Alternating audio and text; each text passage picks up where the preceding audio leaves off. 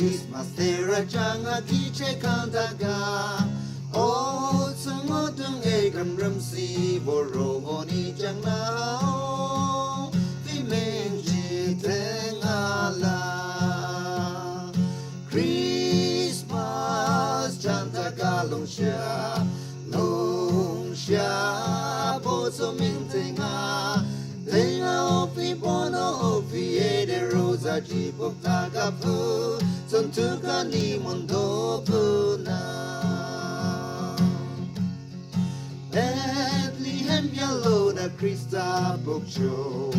Ede mene bio cheli mai rocho Bozo na lima shinzang kancholo na mumbo tue teklang Chili my road to Chu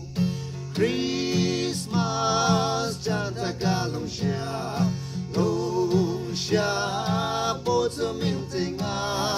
Tenga Opi Bono Opi Ede Rosa Jipok Tagapu Santuka Ni Mondo Puna Hallelujah Dena Pibing Tingala Hari Shemaya Tengon Shetan the Cho Nin San Ma Chang Eung Pie Tovena Open Shiki Ni Meng Je Tengala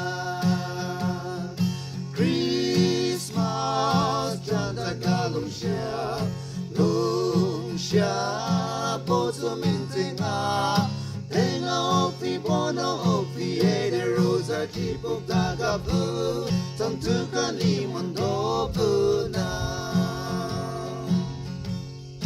Christmas Salam Kinde Yanzola De Topu Tengi Christmas Salam Ka Christmas Mayanto Ede Topu Tengi E Mai Topu Don And Arandana Christmas Chanta Galungsha Lungsha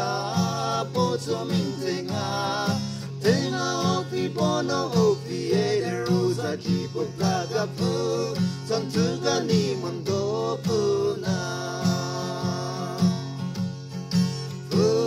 Santuka Ni Mondo Puna